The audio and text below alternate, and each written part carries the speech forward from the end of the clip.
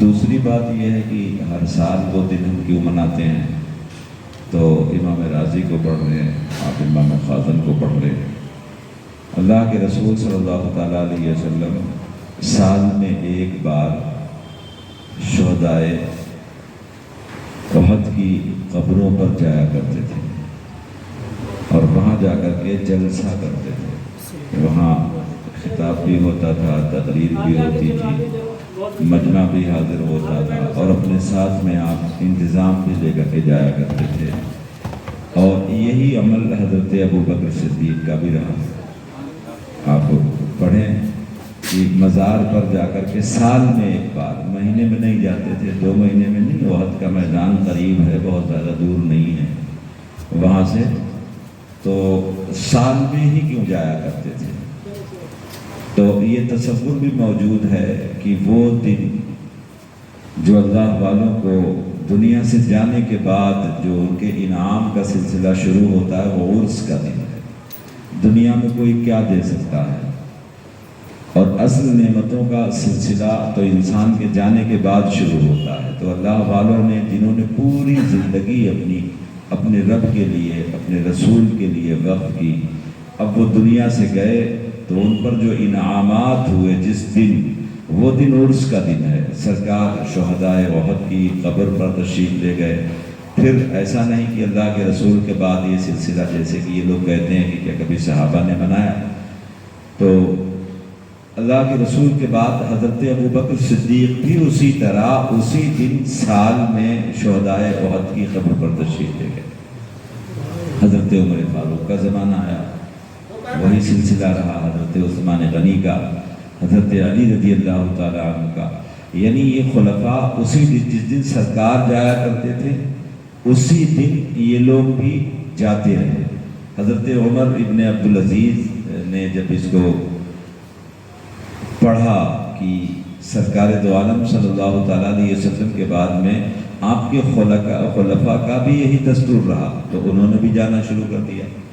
حضرت عمر ابن عبدالعزیز تو وہ بھی پہنچنے لگے، 1 سال جو ہے وہ یہ نہیں جا پائے، تو حضرت امیر حمزہ خواب میں تشریف لائے۔ حضرت امیر حمزہ میدان احد میں شہید ہوئے، وہیں آپ کی قبر انور ہے۔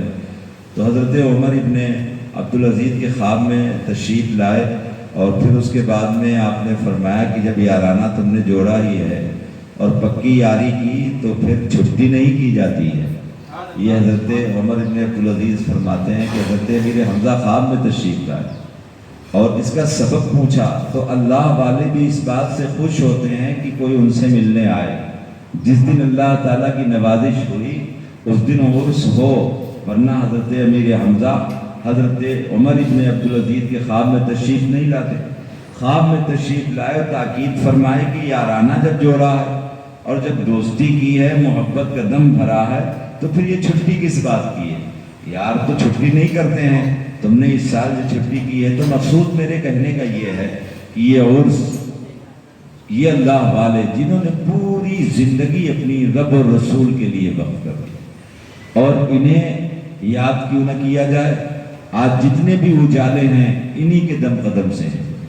انہوں نے سرکار کی سیرت پر عمل کیا، اور یہ ماہ ربیع النور شریف بھی ہے، تو اس ماہ مبارک میں جیسے سرکار کا بھی ہم جشن میلاد بھی مناتے ہیں، اور عرس ہے، یہ حسن اتفاق ہے۔ تو ضرورت اس بات کی ہے کہ ہمیں یہاں آ کر کے اکتساب فیض حاصل کرنا چاہیے۔ اللہ والوں سے اصل فیض کیا ہے یہ بھی ہم غور و فکر کریں۔ ہمیں دھن مل جائے، دولت مل جائے، بیماری دور ہو جائے، یہ فیض نہیں ہے۔ ہم یہاں سے نور ایمان لے کر کے جائیں، ہم یہاں سے ایمان کی چاشنی، یہاں ایمان کی حلاوت، ایمان میں بالیدگی پیدا کر کے لوٹیں۔ یہاں سے لوٹیں تو ہم سچے نمازی بن کر کے لوٹیں، یہاں سے ہم جائیں تو سرکار کے سچے اور پکے امتی بن کر کے جائیں۔ یہاں سے ہم نکلیں تو ان کے عمل، ان کی سیرت پر عمل کرتے ہوئے اس طرح سے گزرے کہ جو زندگی سیرت کی روشنی میں انہوں نے گزاری ہے، آج سے ہم صرف مسجد میں سرکار کے امتی نہیں ہیں، ہم صرف مسجد میں امتی ہیں۔ ہم بازار میں نکلتے ہیں تو ہم بھول جاتے ہیں ہم کس کے امتی ہیں، ہم کاروبار میں بھول جاتے ہیں مقصد کہنے کا کہ ہم ہر جگہ سرکار کے امتی بن کر کے رہیں، ہر جگہ سیرت کے اجالے۔ اچھا یہ عالمیہ بھی ہے، اگر آج یہ بڑے افسوس کی بات ہے، ہمارے مجھ جیسے لوگ 50 کرامتیں سرکار غوث اعظم کی سنا دیں گے، سرکار غریب نواز کی بے شمار کرامتیں ہمیں یاد ہیں، اللہ والوں کی بے شمار کرامتیں۔ سیرت طیبہ کے حوالے سے جب کہا جاتا ہے تو پھر اس کے بعد میں ہم لوگ غور و فکر نہیں کرتے ہیں، اور سیرت کے جو اجالے ہیں ہم یہ غور نہیں کرتے ہیں کہ عبد القادر جیلانی غوث اعظم بنے ہیں تو سرکار کی سیرت پر عمل کر کے بنے ہیں۔ غریب نواز نے جو اجالے پھیلائے ہیں پورے ملک میں، وہ رسول اللہ کی سیرت کی روشنی میں پھیلائے ہیں۔ انہیں انا ساگر پر بیٹھ کر سوکھی روٹیاں کھائی ہیں، پانی پیا ہے، ٹھیک ہے، کچھ بھی نہیں تھے، درختوں کے پتے چبائے ہیں، سرکار کی سیرت پر عمل کیا ہے، تب یہ حسن، یہ نور، یہ اجالے ہمیں نظر آتے ہیں۔ ہم یہ غور و فکر نہیں کرتے ہیں، بڑے افسوس کی بات ہے۔ سرکار کی سیرت کے اجالوں سے نہ جانے کون سا واقعہ کس کے دل میں اثر کر جائے۔ ایک بات مجھے برصغیر تذکرہ یاد آ گئی ہے جو میں آپ سے عرض کر دوں۔ ایک انگریز مورخ ہے، کلیسا اور گرجا سے جب اس دور میں پروپیگنڈا ہو رہا تھا اسلام کے خلاف، جیسے آج ہو رہا ہے، آج بھی طریقہ دہن ہیں، بکواس کرتے ہیں سرکار کی شان میں۔ کیوں کرتے ہیں آپ کو معلوم ہے؟ اس کا سبب آپ جانتے ہیں کہ وہ آخر کیوں سرکار کی شان میں گستاخی کرتے ہیں؟ سرکار کو جانا نہیں انہوں نے، سرکار کو پڑھا نہیں انہوں نے، آپ کا دین نہیں پڑھا ہے، سیرت نہیں پڑھی ہے، وہ آپ کو پڑھتے ہیں، آپ کے شب و روز کو دیکھتے ہیں، پتہ چلا خامیاں، غلطیاں، دھوکہ دھڑی، جھوٹ، فریب، مکر یہ ہمارے اندر ہے، انگلی ہمارے سرکار کی طرف اٹھائی جاتی ہے۔ آج ہمارا یہ حال ہے، ہمیں پڑھتے ہیں برادران وطن، ہم نے نہ خود جانا نہ دوسروں کو جنوایا، اور یہ اللہ کے رسول کا فرمان ہے، اگر وہ جان لیتے تو ایسا ہرگز نہیں کرتے، اگر وہ جان لیتے ایسا ہرگز نہیں کہتے۔ ایک غیر مسلم شاعر ہے، اس نے کتنی اچھی بات کہی ہے، عشق ہو جائے کسی سے کوئی چارہ تو نہیں، ایک مسلم کا محمد پہ اجارہ تو نہیں، اس نے جانا ہے سرکار کو۔ کالکا پرشاد نے پڑھی ہے سرکار کی سیرت، تبھی وہ کہہ رہے تھے، ہو فرش سے تا عرش تلک مال کا انبار، ہو شرق سے تا غرب تلک درہم و دینار، دریا سبھی موتی بنے، پارس بنے کوہسار، ایک سندھ کھڑے ہوں وہ میرے سید ابرار، پھر کالکا پرشاد سے پوچھے کہ تو کیا لے، سب چھوڑ دے نالین نبی سر پہ اٹھا لے۔ اس نے سیرت کو پڑھا ہے جو کہہ رہا تھا، روضہ پاک سے ہو کر جو ہوا آتی ہے ہم مریضوں کے لیے بوئے شفا لاتی ہے، کیسے مسلم ہیں جو اپنا سا بشر کہتے ہیں، ہم تو ہندو ہیں مگر ہم کو حیا آتی ہے۔ انہوں نے پڑھا ہے، انہوں نے جانا ہے، تو جس نے پڑھا ہے جانا ہے وہ ایسی بات کر ہی نہیں سکتا۔ ہم نے جنوایا نہیں، سرکار کی سیرت کو لوگوں کے سامنے بیان نہیں کیا، جس نے سرکار کی سیرت پڑھ لی اس کے دل کے دریچے کھل گئے۔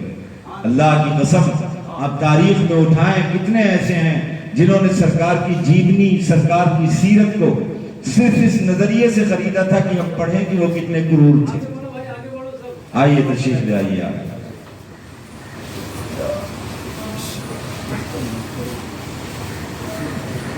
اور آگے آ جاؤ، اور آگے آؤ بچوں، آ جاؤ۔ ماشاءاللہ یہ اہتمام ہمارے صاحب سجادہ کی طرف سے، یہ کتنا خوشگوار ماحول ہے، اور مجھے تو بڑی خوشگوار حیرت سی ہوتی ہے کہ ہر سال تذکر احتشام کے ساتھ میں یہ عرس کا اہتمام کرتے ہیں، اور اس دور پرفتن میں فراموش نہیں کرتے۔ ماہ ربیع النور شریف میں غالباً پچھلے سال بھی میں حاضر ہوا تھا، تو میں آپ سے عرض کر رہا ہوں کہ ہم نے جنوایا نہیں، ہم جنواتے۔ جس نے جان لیا سرکار کو، پہچان لیا، وہ دل دے بیٹھا، وہ غلام ہو گیا سرکار کا، غلامی مصطفیٰ میں داخل ہو گیا۔ ہم نے جنوایا ہی نہیں ہے، اور اللہ کے رسول صلی اللہ تعالیٰ علیہ وسلم کا وہ فرمان جب طائف کی وادیوں میں آپ کو پتھر مارے تھے، غلام عرض کر رہا تھا، حضرت زید تھے شاید آپ کے ساتھ میں، انہوں نے عرض کی یا رسول اللہ ان کے لیے بد دعا کر دیجئے، انہوں نے بہت ستایا ہے۔ سرور کونین کے ہاتھ تو اٹھے تھے مگر بد دعا کے لیے نہیں، جو دعا کی تھی سرکار نے ان کے لیے، اللہم اہدی قومی فإنه لا يعلموني. آپ نے کیا دعا فرمائی؟ ان پتھر برسانے والوں پر مولا تو رحمت کی بارش کر دے، میری قوم پر انہیں ہدایت دے دے.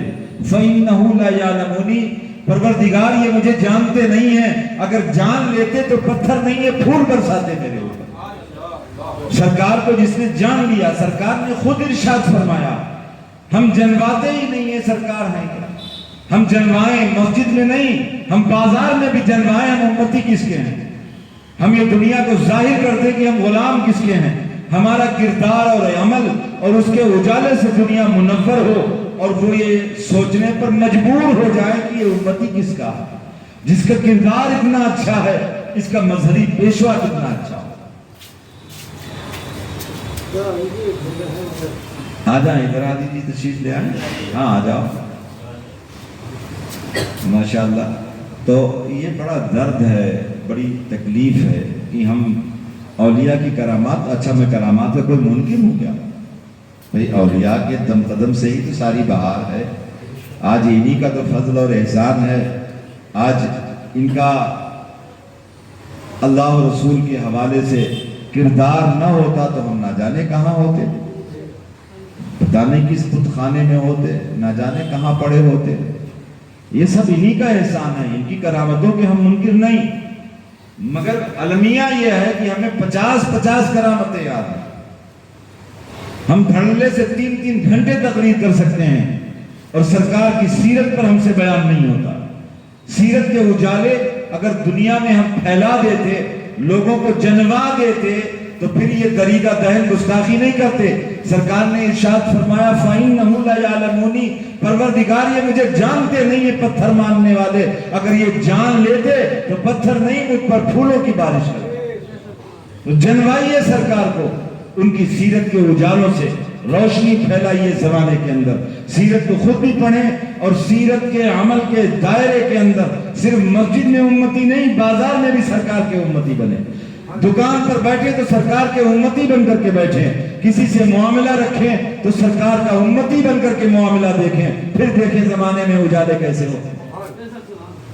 یہ جو بکواس کرنے والے ہیں، ان کے حوالے سے آپ سمجھ لیں، ہو سکتا ہے کوئی پولیٹیکل، کوئی سیاسی دباؤ ہی اکثر ہوتا ہے، سیاسی لوگ ہی کرواتے ہیں گستاخیاں.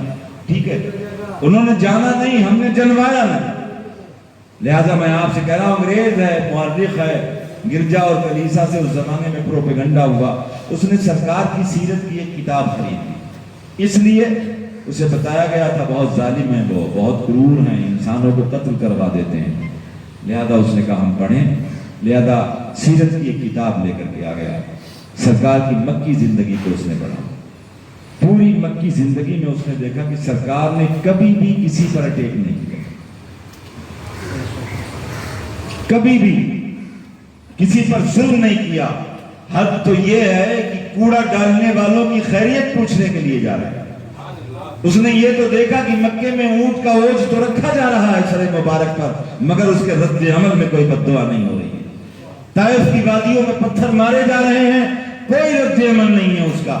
آپ کو ساحل، مجنون اور شاعر تک کہا جا رہا ہے، مگر کوئی رد عمل نہیں ہے. یہ پورے مکے کی زندگی اس نے پڑھی. اور پھر اس کے بعد میں جب مدنی زندگی پڑھی ہے، اس نے بدر کی جنگ کو پڑھا ہے، احد کو پڑھا ہے، خندق کو پڑھا ہے، خیبر کو پڑھا ہے. اس نے دیکھا کہ ایک بھی جنگ مصطفیٰ کی طرف سے نہیں ہوئی. ساری جنگیں آپ پر تھوپی گئی ہیں، آپ نے دفاع کی پوزیشن میں وہ جنگیں لڑی ہیں. لہذا یہ واقعات پڑھتا رہا. مگر مکی زندگی میں ایک ایسا سنہرا باب آتا ہے سیرت کا کہ وہ داخل اسلام ہو جاتا ہے. وہ جب سیرت کا یہ واقعہ پڑھتا ہے کہ اللہ کے رسول نے عشاء کی نماز پڑھائی اور اس کے بعد میں جب اپنے گھر میں سونے کے لیے تشریف لائے تو آپ کے بستر پر ایک بلی سو رہی ہے. اصحاب میں سے کسی نے چاہا کہ اسے بھگا دے، ہٹا دے. اچھا، ہماری بلی اگر سو رہی ہے گھر میں تو ہمارا رد عمل کیا ہوگا یہ بتانے کی ضرورت نہیں ہے. اگر سوتے میں بھی اس پہ ہم بار کر سکتے ہیں اور یہ خیال نہیں کریں گے کہ اللہ کی مخلوق ہے یہ، اور ہم موقع تلاش کرتے ہیں. اصحاب میں سے کسی نے چاہا کہ اسے اٹھا دے، بھگا دے. اللہ کے رسول نے منع فرمایا اشارے سے، نہیں، اس کی نیند کو ڈسٹرب مت کرو. بستر پر سو رہی ہے، گھر میں کسی کونے میں نہیں، بستر پر بلی سو رہی ہے، سرکار نے ارشاد فرمایا نہیں اسے ڈسٹرب مت کرو، تاریخ شاہد ہے، روایت میں آتا ہے کہ اللہ کے رسول ویسے بھی آپ کی تو ٹوٹی ہوئی چٹائی تھی، بستر کوئی فرش رخام تھوڑے تھا، مگر بلی اب بستر پر سوئی ہے تو سرکار خاک پر ہاتھ کا تکیہ لگا کے وہیں آپ جلوہ فرما ہو گئے۔ جب بلی نیند سے فارغ ہوئی اٹھ کر کے چلی گئی تب سرکار بستر استراحت پر جلوہ فرما ہو گئے۔ پروپیگنڈا ہو رہا تھا اس زمانے میں، اگر سیرت کا ایک باب اس نے پڑھ لیا، سیرت کا ایک واقعہ پڑھ لیا، وہ کہنے پر یہ مجبور ہو گیا کہ جو ہستی جانوروں پر اتنی مہربان ہو وہ انسانوں پر کتنی مہربان ہو۔ بس اسی واقعے نے اس کے دل کے اندر، مائیکل ہارٹ کو کون نہیں جانتا، دنیا جانتی ہے، اس نے ایک کتاب لکھی ہے دی 100، یعنی 100 شخصیات، یعنی جو دنیا کی عظیم 100 ہستیاں ہوئی ہیں اس نے 100 لوگوں کے نام لکھے ہیں، اور ان 100 لوگوں میں سب سے پہلا جو نام لکھا ہے اس نے محمد عربی کا نام لکھا ہے۔ عیسائی ہے، کرسچن ہے، اور بہت مقبول وہ کتاب ہوئی، لوگ اس کے پاس پہنچے، بہت اچھی کتاب لکھ دی تو نے، کیسا ہے تو، اور عجیب پاگل پن بھی تو نے کیا ہے اس کتاب کے اندر۔ تو اس نے کہا کہ اچھی کتاب لکھی بھی پاگل پن کیسا؟ کہا میں یہ نہیں کہتا ہوں، عیسائی اس کے پاس پہنچے کہ تو نے محمد عربی کا نام سب سے پہلے لکھ دیا، میں یہ نہیں کہتا ہوں ان کا نام نہیں لکھنا تھا تجھے، تو اس کتاب میں سب سے پہلے نام سرکار کا، دوسرے نمبر پر نام نیوٹن کا، اور تیسرے نمبر پر نام حضرت عیسیٰ کا، اور 50ویں نمبر پر نام حضرت عمر فاروق رضی اللہ تعالیٰ عنہ کا۔ وہ کتاب لکھی آج بھی ہے، اور شاید وہ اس کا مصنف ابھی زندہ بھی ہے، آپ موبائل پر سرچ کر لیں، دی 100 اس کتاب کا نام ہے، یعنی 100 شخصیات، 100 عظیم ہستیاں جنہوں نے دنیا کے اندر ایک انقلاب برپا کیا۔ لہذا عیسائیوں نے اس سے کہا میں یہ نہیں کہتا ہوں تو نے محمد عربی کا نام لکھا ہے، مگر تو عیسائی ہے یہ بھول گیا ہے، تو نے ان کا نام پہلے کیوں لکھ دیا، اپنے نبی کا نام لکھتا۔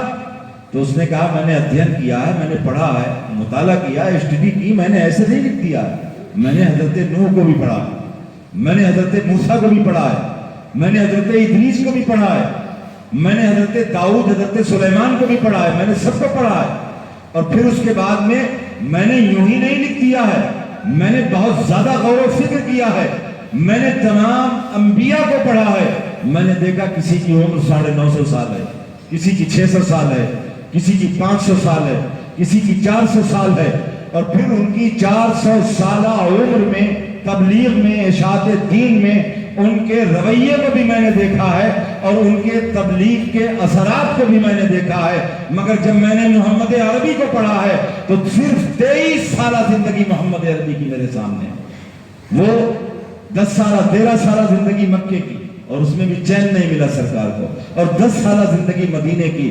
اس نے کہا کہ میں نے اس 23 سالہ مدت میں محمد عربی کی سیرت کے حوالے سے وہ نور اور روشنی پائی ہے کہ دیگر انبیاء کو اگر 1000 سال بھی مل جاتے تو محمد عربی کے 23 سالہ زندگی تو بہت دور کی بات ہے، ان کے ایک لمحے کا مقابلہ نہیں کر سکتے۔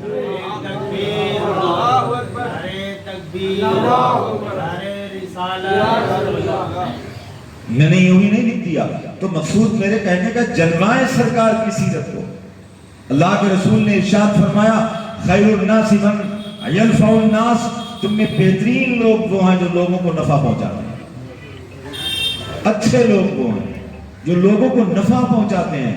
تہجد گزار کے بارے میں نہیں ارشاد فرمایا نماز پڑھتا ہے اپنے لیے انسان پڑھتا ہے، دوسروں کو نفع تھوڑے پہنچاتا ہے، بھئی حج کیا ثواب کس کو ملے گا؟ خود کو ملے گا، دوسروں کو کوئی نفع نہیں پہنچتا۔ روزہ ہے، زکوٰۃ ہے، یہ اپنے لیے انسان یہ سارے کام کرتا ہے، مگر سرکار نے ارشاد فرمایا تم میں بہترین وہ لوگ ہیں جو دوسروں کو نفع پہنچاتے ہیں، اچھے ہیں وہ لوگ۔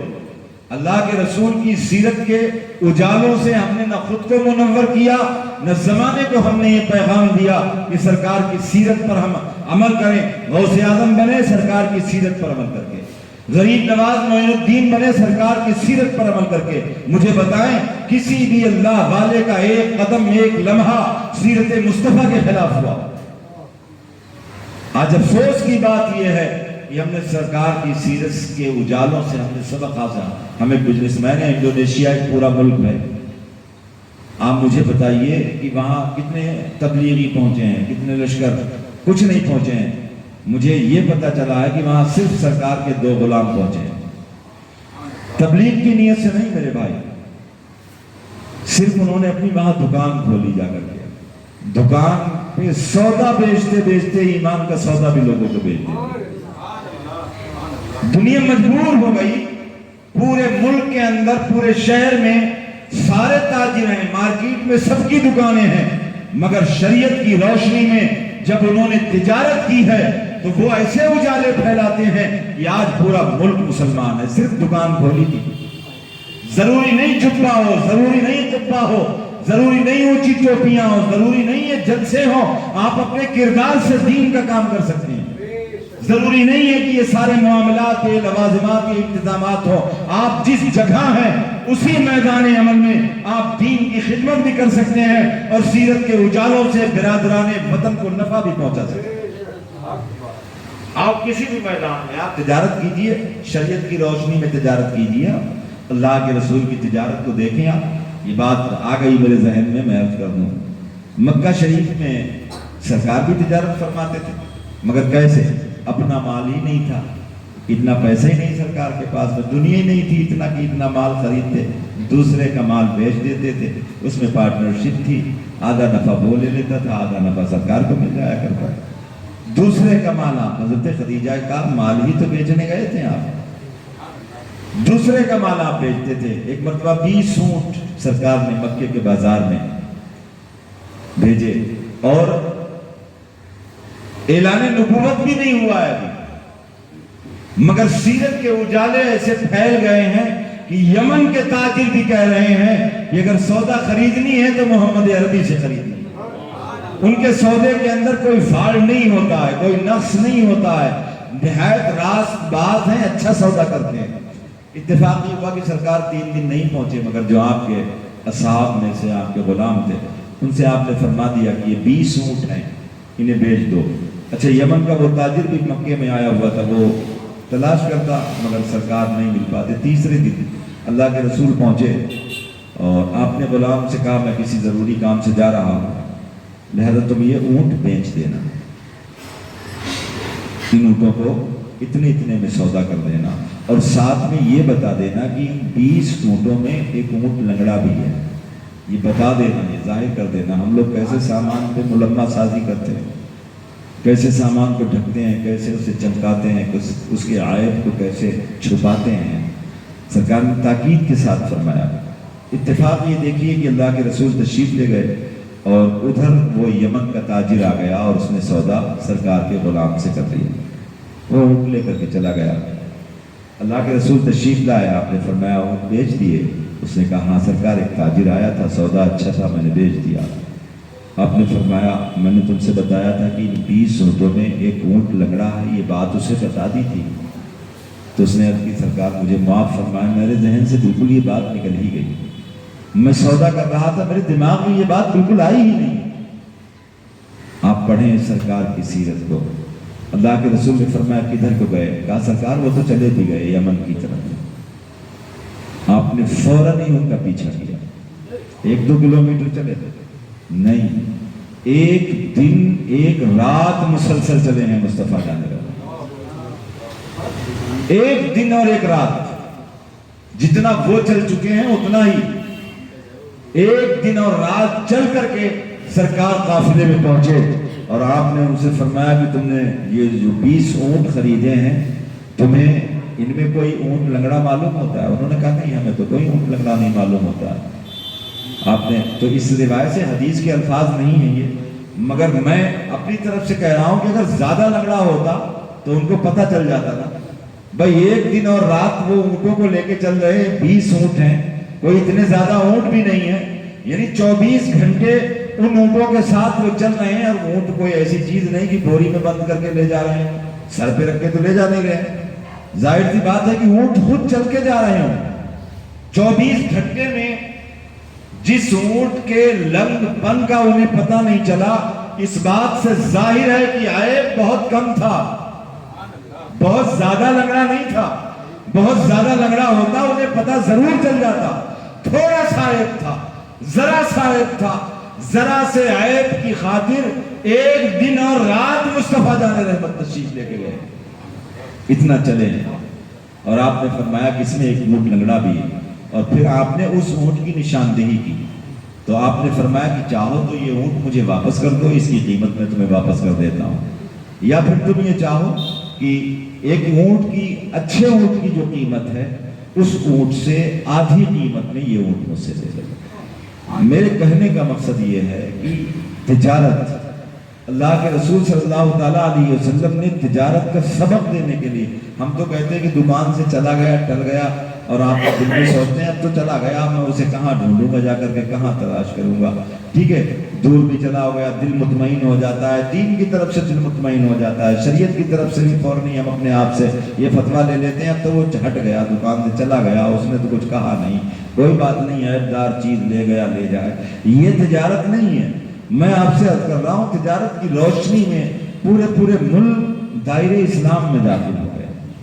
تو اللہ کے رسول صلی اللہ تعالیٰ علیہ وسلم کی سیرت پر بھی تو ہم غور کریں، مکی زندگی پڑھیں، مدنی زندگی پڑھیں، اور جتنے اجالے ہیں سیرت کے، آپ جتنے بھی دریدہ دہت باز ایسے رہے ہیں جنہوں نے گستاخیاں کی، اور جب سرکار کو جان لیا، پہچان لیا، سیرت کو سمجھ لیا، تو پھر ان کے دلوں میں نور پیدا ہو گیا۔ یہ اللہ کے رسول صلی اللہ تعالیٰ اور اخلاق کریمانہ کی آپ عظیم و شان منزل پر فائز ہیں۔ حضرت سیدہ خدیجہ رضی اللہ تعالیٰ عنہ نے کیا کہا تھا وہ نزول وحی کے وقت میں؟ آپ مجھے بتائیے، نزول وحی کا وقت ہے جب پہلی وحی نازل ہوئی سرکار پر، تو آپ کے قلب نازنی پر اس کی ہیبت ہوئی، اس کا روب، اس کا دبدبا، اس لیے کہ اللہ تعالیٰ فرماتا ہے اگر پہاڑ پر نازل کر دوں تو پہاڑ ریزہ ریزہ ہو جائے۔ جب پہلی وحی نازل ہوئی تو آپ کے قلب پر بھی اس کا روب، اس کا دبدبا، اور کب کبھی لقد خشیتو، سرکار ارشاد فرماتے ہیں کہ مجھے ڈر ہے کہ میں جان میری کہیں خطرے میں نہ پڑ جائے، یعنی وہ روب تھا کلام پاک کا۔ حضرت خدیجہ کے پاس آئے، فرمایا زمیلونی زمیلونی، مجھے جلدی سے چادر اڑا دو، میں ڈرتا ہوں اس بات سے کہ مجھے جان کا خطرہ ہے۔ آپ کے بدن پر کپکپی طاری ہے جب پہلی وحی نازل ہوئی، اور سرکار نے ارشاد فرمایا لقد خشیتو، مجھے اس بات کا شدید خطرہ ہے کہ کہیں میری جان ہی نہ چلی جائے۔ آپ کو معلوم ہے حضرت خدیجہ نے کیا کہا تھا اس وقت؟ کلا واللہ لا یخزیکا، میں اللہ کی قسم کھاتی ہوں آپ کو کچھ بھی نہیں ہوگا۔ دو بار کلا واللہ لا یخزیکا، میں اللہ کی قسم کھاتی ہوں آپ کو کچھ بھی نہیں ہوگا، نہ اللہ آپ کو رسوا کرے گا۔ اور پھر حضرت عائشہ نے سیرت کے وہ ایسے اجالے پیش کیے تھے، عرض کرتی ہیں سرکار آپ تو رشتہ داروں کے ساتھ اچھا سلوک کرتے ہیں، آپ یتیموں کا بوجھ اٹھاتے ہیں، آپ معذوروں کی خدمت کرتے ہیں، آپ مہمان نوازی کرتے ہیں، یہ اوصاف حمیدہ ہیں سرکار کے۔ حضرت خدیجہ کہہ رہے ہیں اللہ کی عزت کی قسم آپ کو کچھ بھی نہیں ہو سکتا جس کی صفات یہ ہو کہ کمزوروں کا ساتھ دیتا ہو، غریب نواز ہو، جو معذوروں کے ساتھ اچھا سلوک کرتا ہو، رشتہ داروں کے ساتھ رشتے جوڑتا ہو، اللہ کبھی بھی اسے رسوا نہیں کر سکتا۔ اور یہی بات ابن الدغنہ نے بھی کہی تھی سیرت کے باب میں۔ آپ جب پڑھیں گے حضرت اللہ کے رسول نے اپنے صحابہ کو کیسا بنایا ہے، جو باتیں سرکار کے لیے حضرت خدیجہ نے کہی تھی وہی باتیں مکے کا ایک کافر جس کا نام تھا ابن الدغنہ، اس نے حضرت ابوبکر کے لیے کہی تھی۔ حضرت ابوبکر حبشہ کی طرف جا رہے تھے، مسلمانوں نے جب کلمہ پڑھا تو پھر ان پر مکے کی زمین تنگ ہوئی۔ پہلی ہجرت کب ہوئی، کدھر ہوئی؟ دوسری ہجرت ہوئی مدینے کی طرف، اور پہلی ہجرت ہوئی حبشہ کی طرف۔ حبشہ کی طرف جانے والوں میں حضرت ابوبکر صدیق بھی ہے۔ لہذا جب آپ مکے سے باہر نکلے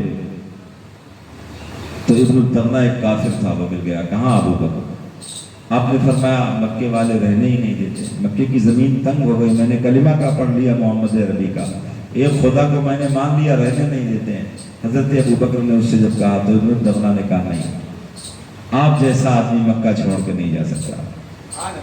کلمہ آپ نے پڑھ لیا، میرا دین الگ ہے، تمہارا دین الگ ہے، میں بت کا پجاری ہوں، یہ الگ بات ہے، مگر ابوبکر تم جیسا انسان مکہ چھوڑ کے نہیں جا سکتا، اگر تم چلے گئے تو مکے سے بھلائی چلی جائے۔ آج ہم سے کہا جاتا ہے کہ پڑوسی ملک میں چلے جاؤ، ہے کوئی ہم سے کہنے والا یہ کہ تم چلے گئے تو ہمارے ملک کی ترقی چلی جائے گی، ہمارے ملک کی خیر چلی جائے گی، ہمارے ملک کی بھلائی چلی جائے گی؟ آپ نے ارشاد فرمایا حضرت ابوبکر صدیق نے کہ کیا کریں، مکے والے رہنے ہی نہیں دیتے ہیں۔ تو ابن الدغنہ نے بھی وہی باتیں کہی تھی جو حضرت خدیجہ نے رسول اللہ سے کہی تھی، بس خالی تھوڑا اوپر نیچے تو ہو سکتا ہے کہ سرکار نے جب حضرت خدیجہ سے کہا تو حضرت خدیجہ نے عرض کی یا رسول اللہ آپ کو اللہ تعالیٰ کبھی رسوا نہیں کرے گا، آپ صلہ رحمی کرتے ہیں۔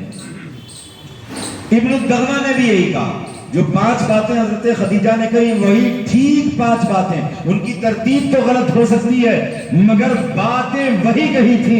مصطفیٰ نے اپنی سیرت کے اجالوں کو ابو بکر نے اس صورت سے اتار دیا تھا کہ آپ کی بیوی آپ سے کہہ رہی تھی کہ جس کے اندر یہ 5 باتیں ہوں اللہ تعالیٰ اسے کبھی ذلیل نہیں کرے گا، وہی ٹھیک 5 باتیں ابن الدغنہ کافر حضرت ابو بکر سے کہہ رہا تھا۔ ابو بکر صدیق تمہارے اندر یہ خصلتیں ہیں اور جس کے اندر یہ خصلتیں ہوں وہ شہر مکہ سے چلا جائے۔ ابو جہل نے آپ کو ستایا، ابو لہب نے ستایا، میں ابن الدغنہ تمہیں اپنی حمایت اور اپنی حفاظت دیتا ہوں، چلو میرے ساتھ مکے کو واپس۔ اگر تم چلے گئے تو لوگ تانا نہیں دیں گے کہ مکے کے لوگ بھلے لوگوں کو باہر کر دیتے ہیں، ہم یہ تانا برداشت نہیں کر سکتے ہیں، چلو میرے ساتھ میں، تمہاری حفاظت کی ذمہ داری میرے سر ہے، میں امان دیتا ہوں۔ ابو جہل سے میں بات کروں گا، ابو لہب سے میں بات کروں گا، تم جیسا آدمی مکے سے چلا گیا تو ساری بھلائی ہی مکے سے چلی جائے۔ وہ بھی تو کافر تھا۔ آج برادران وطن جو غیر مسلم ہے ہم میں سے تو نہیں کوئی ایسا کہتا ہے کہ تم چلے گئے تو ہمارا کیا ہوگا، ہمارا شہر بدنام ہو جائے گا۔ تو مقصود میرے کہنے کا ہے کہ سیرت کے اجالوں سے دل کو سجائیے اور مصطفیٰ کی سیرت کو پڑھیے، جانیے، جلوائیے لوگوں کو۔ اگر آپ نے یہ کر لیا تو پھر کوئی آپ کے نبی کی شان میں گستاخی نہیں کرے گا۔ میں پھر آپ سے ایک بات کہتا ہوں، وہ دین نہیں پڑھتے ہیں، وہ سیرت نہیں پڑھتے ہیں، وہ آپ کو پڑھتے ہیں، آپ کی صبح و شام پڑھتے ہیں، آپ کا کاروبار، آپ کی تجارت، آپ کا معاشرہ، آپ کی تہذیب، آپ کی ثقافت، آپ کی کلچر، آپ کی عادت، آپ کے اعتبار، وہ ان کی نگاہوں کے اندر ہیں۔ آج یہ چیزیں ہماری اچھی نہیں، انگلی ہمارے نبی کی طرف اٹھائی جاتی ہے اور کہا جاتا ہے یہ ہیں محمد عربی کے ماننے والے، یہ ہیں بانی اسلام کے چاہنے والے، ان کے نبی نے ان کو یہی سکھایا ہے۔ اللہ کی قسم اگر سیرت کے اجالے میں ہم نے اپنی زندگی گزاری ہوتی تو آج نہ میرے نبی کی طرف کوئی انگلی اٹھاتا، نہ ہماری طرف انگلی اٹھائی جاتی، نہ ہم سے کہا جاتا کہ تم ہم بھارت چھوڑو اور یہاں سے چلے جاؤ، نہ ہم سے یہ نعرے لگوائے جاتے کہ تمہیں یہ نعرہ لگانا ہوگا ورنہ بھارت چھوڑنا ہوگا۔ تو خامیاں تو ہیں۔ آج اللہ کے رسول صلی اللہ تعالیٰ علیہ وسلم سے ہم محبت ہماری سمجھ میں نہیں آتی۔ محبت جس سے انسان محبت کرتا ہے اس کی فکر کو بھی اپناتا ہے، اس کے مشن کو بھی اپناتا ہے، اس کے طرز تکلم کو، طرز رفتار کو، طرز گفتار کو، ہر چیز کو اپناتا ہے۔ صحابہ کرام نے رسول اللہ کے طرز عمل ہی کو تو اپنایا تھا، زمین کی انتہا کر دی تھی انہوں نے۔ صحابہ نے جب گھوڑوں کی باغیں اپنی ہاتھوں میں تھامی تھی اور جب زمین ختم ہو گئی تھی، افریقہ کے صحراؤں میں دلدل آ گیا تھا، تو وہ عرض کر رہے تھے پروردگار یہ تو تیری زمین ہی ختم ہو گئی، ہم نبی کے وہ غلام ہیں کہ جہاں تک زمین ملے گی مصطفیٰ کے سیرت کے اجالے پھیلائے۔ اقبال یہی تو کہہ رہا تھا، دی ازانے کبھی یورپ کے کلیساؤں میں، کبھی افریقہ کے تپتے ہوئے صحراؤں میں، شان جگتی نہ تھی آنکھوں میں جہاں داروں کی، کلمہ پڑھتے تھے ہم چھاؤں میں تلواروں کی۔ چشم اقوام یہ نظارہ ابد تک دیکھے، رفعت شان رفعنا لکا ذکرک دیکھے۔ تو رسول اللہ کی سیرت کے اجالوں سے دل کو مزین کیجیے۔ ایک پروفیسر ہے راما راؤ،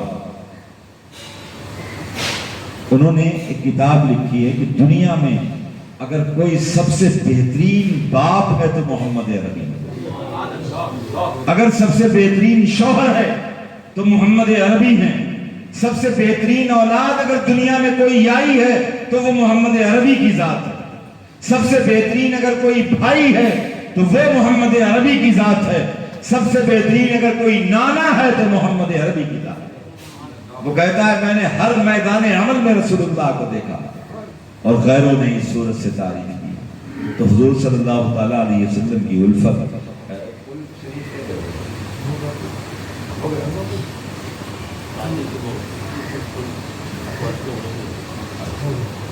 تو حضور صلی اللہ تعالیٰ علیہ وسلم کی محبت اور الفت جو باتیں ہم یہ کر رہے ہیں یہ ضرورت ہے. میں آپ سے کہہ رہا ہوں آپ کوئی بھی عمل اپنا لیجئے, کوئی طریقہ اپنا لیجئے, کوئی پارٹی جوائن کر لیجئے, کوئی تنظیم بنا لیجئے, کچھ بھی کر لیجئے, کچھ بھی نہیں ہوگا جب تک کہ سرکار کی سیرت پر عمل نہیں کرے.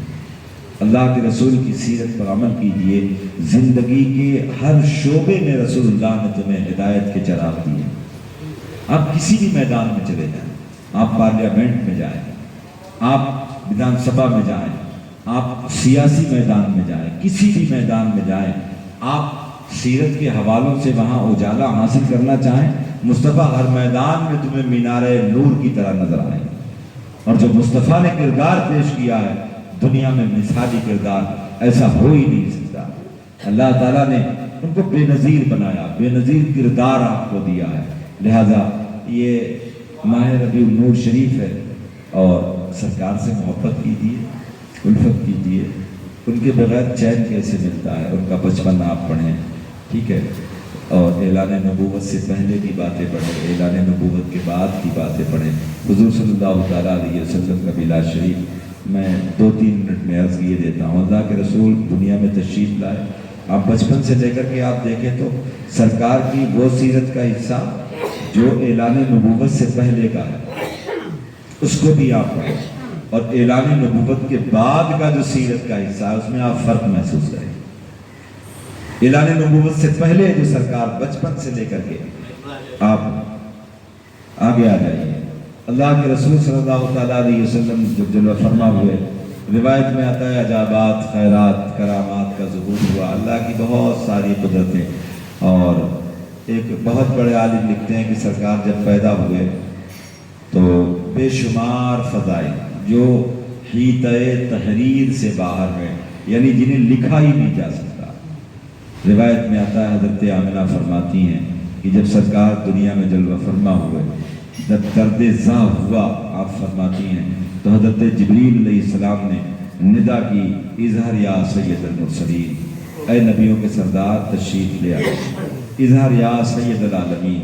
حضرت آمنہ فرماتی ہیں جنت کا ایک پرندہ میرے پیٹ پہ پر مل رہا تھا اور حضرت جبریل صدا لگا رہے تھے, اظہر یا خاتم النبیین, اظہر یا سید المرسلین. یہ ندا ہو رہی تھی, اظہر یا نبی اللہ, اظہر یا رسول اللہ, اظہر یا نور من نور اللہ. یہ صدائیں لگا رہے تھے. مگر سرکار کب جلوہ فرما ہوئے؟ جب اللہ کا نام سنا. ہمیں کوئی کام بغیر بسم اللہ کے نہیں شروع کرنا چاہیے ہر جگہ. حضرت جبریل علیہ السلام معصوم فرشتے ہیں اللہ کے, ندا کر رہے ہیں, ندا کر رہے ہیں. جب حضرت جبریل نے کہا بسم اللہ اظہر یا محمد ابن عبداللہ, اللہ کے نام سے اے محمد ابن عبداللہ جلوہ گر ہو جائیے. حضرت آمنہ فرماتی ہیں فظہر رسول اللہ صلی اللہ علیہ وسلم کل بدر المنیر. اللہ کے رسول ایسے پیدا ہوئے جیسے 14ویں کا چاند طلوع ہوتا ہے. اعلیٰ حضرت فرماتے ہیں جس سہانی گھڑی چمکا طیبہ کا چاند, اس دن افروز سعد پہ لاکھوں سلام. آپ نے 7 دن تک حضرت اپنی والدہ کا دودھ پیا. سب سے پہلے حضرت صہیبہ ابو لہب کی باندھی ان کا دودھ پیا, پھر حضرت حلیمہ کے یہاں تشریف لے گئے, وہاں کی برکتیں, خیرات. آپ کی بہن ہے حضرت شیمہ رضی اللہ تعالیٰ عنہا, کتنی محبت کرتی ہیں سرکار سے. میں نے ایک محبت کی داستان ابھی جلد ہی آپ کو سنائی تھی.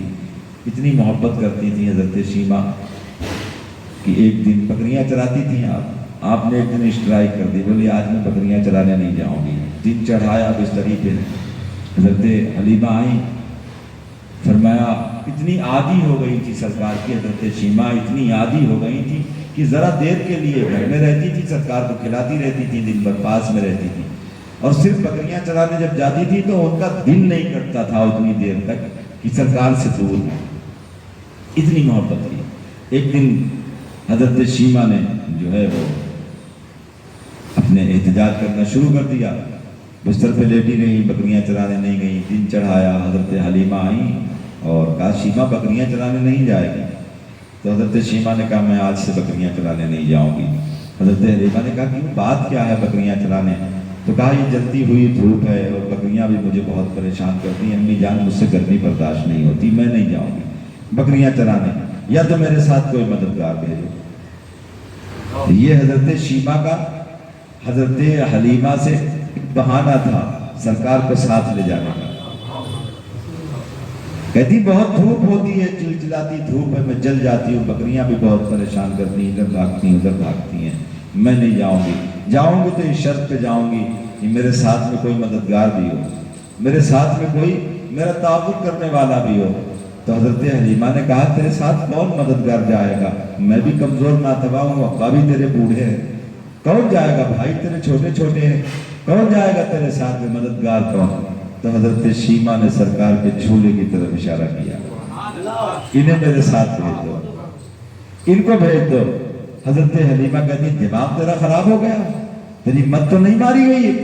محمد عربی جو دودھ پیتے بچے انہیں تیرے ساتھ بھیج دوں اور تو کہتی کوئی مددگار بھیج دو۔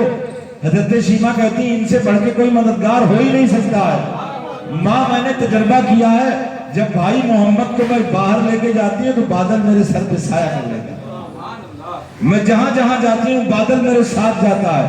اور پھر ماں جب محمد عربی میری گود میں ہوتے ہیں تو بکریاں بھی ادھر ادھر نہیں بھاگتی ہیں، جب محمد عربی میرے پاس میں ہوتے ہیں تو ساری بکریاں چرے نہ چرے پیٹ سب کے بھر جایا کرتے ہیں، اور وہ چر چگنے کے بعد ارد گرد ہمارے رہتی ہیں اور بھائی محمد کی زیارت کرتی رہتی ہیں۔ حضرت شیمہ کہہ رہی ہیں میرے ساتھ بھیج دے ماں، یہ محمد عربی میرے ساتھ ہوتے ہیں، مجھے کوئی تکلیف نہیں ہوتی ہے، ان سے بڑھ کر کے کوئی مددگار نہیں، بہانہ تھا ساتھ میں لے جانے کا، ایسی محبت تھی۔ اور ایک روایت میں آتا ہے حضرت شیمہ نے کہا ماں تمہیں معلوم نہیں ان کا مرتبہ کیا ہے، ان کی نشانیاں کیا ہیں؟ کہا ایک دن میں باہر گود میں کھلا رہی تھی، ایک عیسائی پیر آیا اور اس نے دیکھا کہ سرکار میری گود میں ہے، اس نے کہا کہ یہ بچہ تھوڑی دیر کے لیے میری گود میں دے دو۔ تو حضرت شیمہ فرماتی ہیں کہ مجھے خوف ہوا، ڈر ہوا، میں نے کہا نہیں میں اپنے بھائی کو کسی کی گود میں نہیں دیتی ہوں۔ مگر فرماتی ہیں حضرت شیمہ جب اس نے بہت التجا کی اور اس کی آنکھوں سے بھی ظاہر ہوا اور اس کے رویے سے ظاہر ہوا کہ یہ سرکار پر قربان ہو چکا۔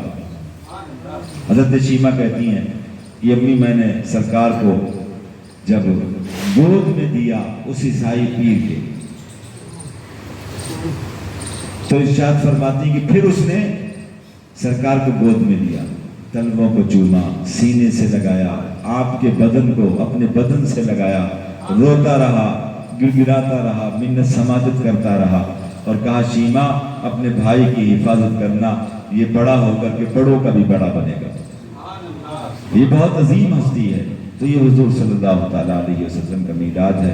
اللہ تعالیٰ صاحب مزار کے فیض سے ہم سب کو مشرف فرمائے اور اولیاء اللہ کے فیوز و برکات سے ہمیں نور حاصل فرمائے، سیرت کے اجالوں سے ہمارے دل روشن ہوں۔ اللہ ہمیں سچا نمازی اور سرکار کا سچا امتی بننے کی توفیق نصیب فرمائے۔ استغفر اللہ ربی من کل ذنب واتوب الیہ وما علینا الا البلاغ۔ السلام علیکم ورحمۃ اللہ۔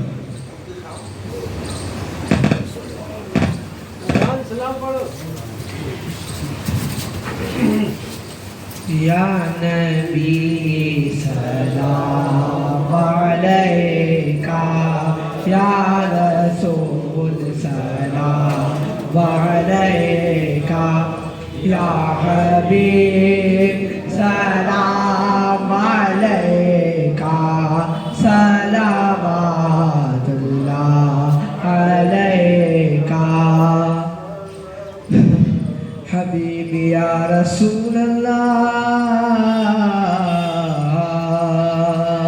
آمنہ بیوی کا جایا بارہویں تاریخ آیا، صبح صادق نے سنایا، صلوات اللہ علیکہ، یا نبی سلام علیکہ، یا رسول سلام علیکہ یا حبیب سلام علیکہ صلوات اللہ علیکہ حبیبی یا رسول اللہ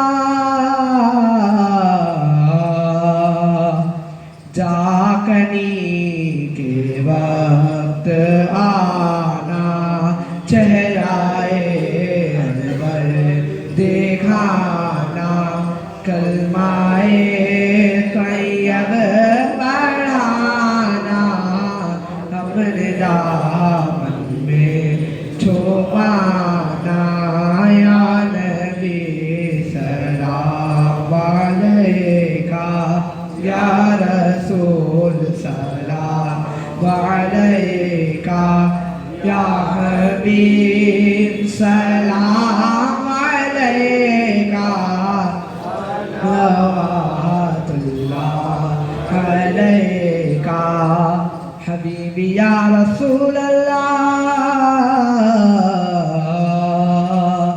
مصطفیٰ خیر الورا ہو شفاع روزے جزا ہو کیوں رضا مشکل سے ڈری جب نبی مشکل گشا ہو یا نبی سلام علیکہ یا رسول سلام علیکہ یا حبیب سلام علیکہ صلوات اللہ علیکہ یا حضرت خدا نما رحمۃ اللہ نے کا عرس مبارک آنے والے بدھ اور جمعرات میں ہوگا. شام کو بدھ کو پروگرام ہوگا اور صبح جمعرات کو کل شریف ہوں گے. آپ اس میں تشریف لائیں.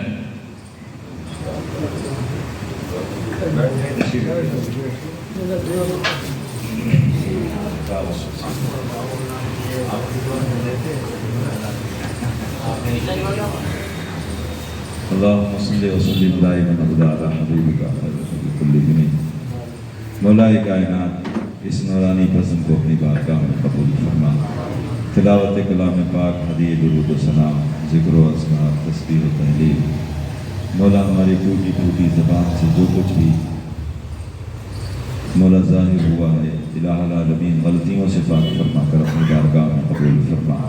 مولا ہم سے جو غلطیاں ہو گئی ہیں اسے معاف فرما. الہی اس کا ثواب سب سے پہلے اپنے محبوب پاک صاحب لولاک نور مجسم صلی اللہ تعالیٰ علیہ وسلم کی مبارک روح کو فائد فرما. اپنے محبوب پاک کے وسیلے سے کل انبیاء کرام رسولان اعظام علیہ السلام کی ارواح کو اس کا ثواب فائد فرما. کل صحابہ صحابیات تابعین تابعات جملہ ازواج مطہرات جمیع اہل بیت اطہار کل شہیدان اسلام رضی اللہ عنہم اجمعین کی ارواح کو اس کا ثواب فائد فرما. سرکار غوث پاک کی روح کو اس کا ثواب فائد فرما. حضور غوث اعظم کے وسیلے سے کل اولیاء کرام کی ارواح کو اس کا ثواب فائد فرما. خصوصیت کے ساتھ صاحب آستانہ کی روح کو اس کا ثواب فائد فرما. مولا کائنات حضرت کے درجات کو بلند فرما. مولا کائنات صاحب آستانہ کے فیوز و برکات سے ہم سب کو مالا مال فرما. جتنے لوگ اپنے دامن دل کو لیے کشاں کشاں اس آستانے پر حاضر آئے سب کی مرادوں کو پورا فرما. سب کی نیک جائز تمناؤں کو پورا فرما. مولا کائنات اپنے محبوب و مخصوص بندے کے فیض سے ہم کو مالا مال فرما. مولا کائنات ہم سب تیری بارگاہ میں اس محبوب و مخصوص بندے کے جوار میں ان کے قرب میں حاضر ہو کر کے تیری بارگاہ میں دعا کے لیے دست سوال اٹھائے ہوئے ہیں. مولا کائنات ہماری حاجتوں کو پورا فرما.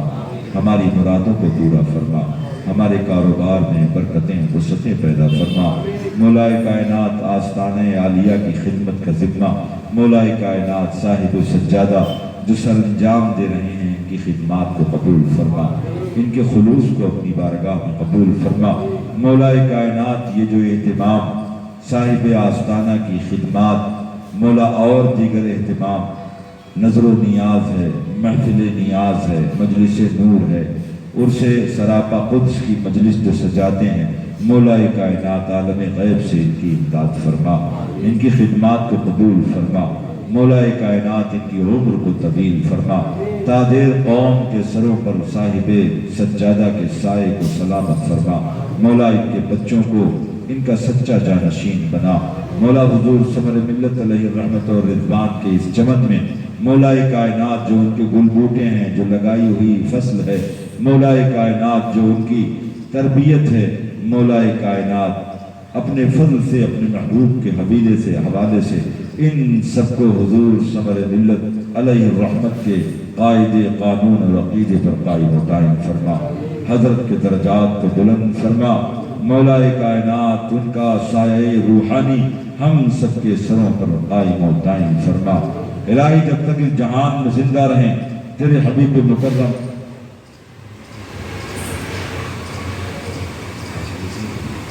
मौलाए कायनात इलाहुल आलमीन, कुछ लोगों ने बेजा मौलाए कायनात बेकसूर जुल्मन मौलाए कायनात आस्ताने आलिया और इस ज़मीन के हवाले से बेजा मुकद्दमात दायर किए हैं।